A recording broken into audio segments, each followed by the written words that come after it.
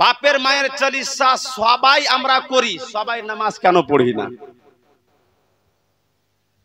নামাজ পড়তে লজ্জা লাগে না সময় পাওয়া যায় না, কোনটা?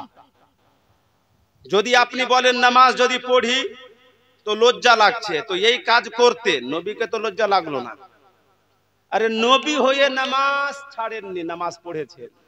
আর নবী বলছেন আমার যেই উম্মতি নামাজ পড়বে আমার চোখ ঠান্ডা করে দিবে সে। জুইলাত কুররাতু আইনি ফিস সালাত। এই নামাজের গুরুত্বটা আমরা ভুলিয়ে ফেলেছি কি ফেলিনি? আমি তো এক জায়গার খবর এতদূর পর্যন্ত পেয়েছি, বলে নামাজ পড়ো জি, বলেন আমরা যে পীরের সাহেবের হাতে হাত দিয়ে মুরিদ হয়েছি, বাইয়াত করেছি, যদি নামাজ পড়তে হয় তাহলে মুরিদ হয়ে লাভ কি হলো? আপনারা বোধহয় এরকম কথা শোনেননি। আল্লাহ করে না শুনতে হোক আপনাদের, ওগুলো দূরেই থাকুক। তো দুনিয়াতে এই রকম মানুষও জন্মগ্রহণ করেছে, বসবাস করছে এই আল্লাহর ধরতিতে। আপনি বলেন তো দ্বীনের তাবলীগ বেধর্মীর কাছে যাবেন না একে আর এর কাছে আগে তাবলীগ করতে হবে? বলে নামাজ যদি পড়তেই হয় তাহলে বাইআত গ্রহণ করে লাভ কি হলো?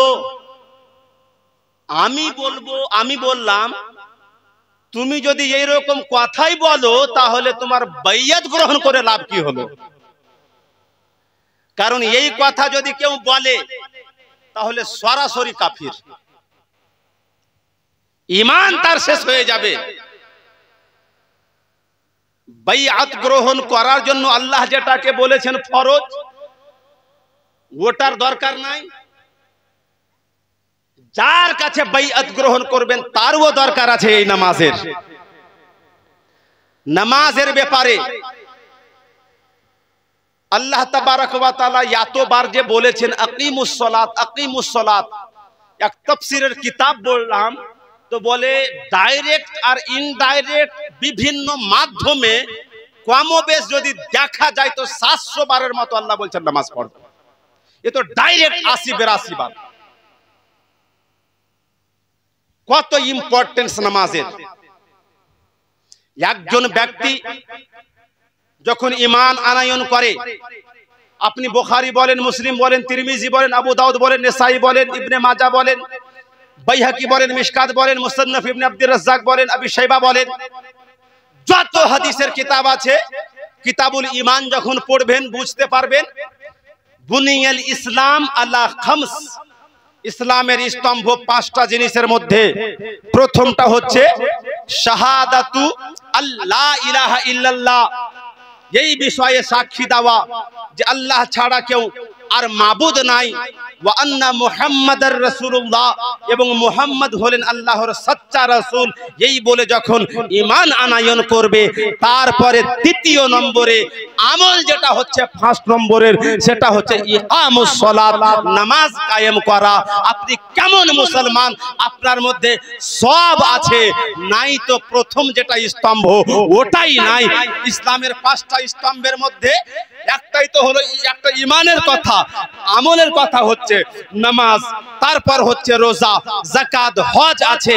এই 4টা হচ্ছে আমলের বিষয়। এই 4টা গুরুত্বপূর্ণ ইসলামের স্তম্ভ। উপর যদি কেউ আমল না করে বুঝে নেবেন ও মুসলমান দাবি করে নিজের ইসলামকে ধ্বংস করছে।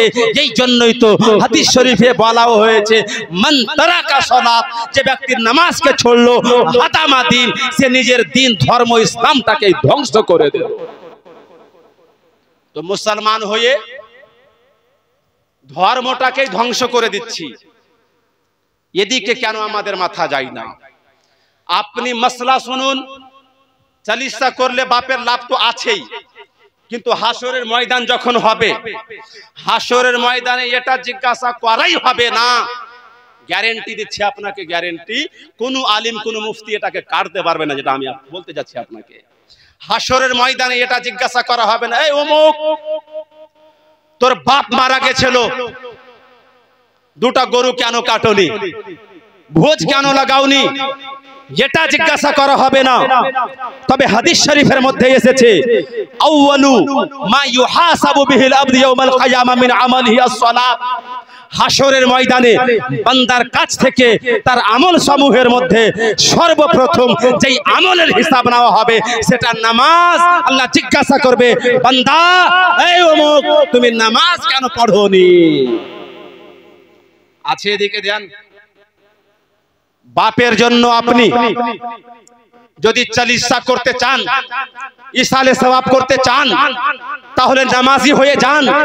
কারো বেটা, এটাও আমি চ্যালেঞ্জ করছি, কেউ কাটতে পারবে না, কারো বেটা যদি নামাজি হয়ে যায় 5 ওয়াক্তের, আর কারো বেটা বেনামাজি হয়ে 60টা গরু কেটে 36টা গরু কেটে 36টা গ্রামকে যদি খাওয়ায়, তার বাপের চালিসা অত বড় করতে পারবে না।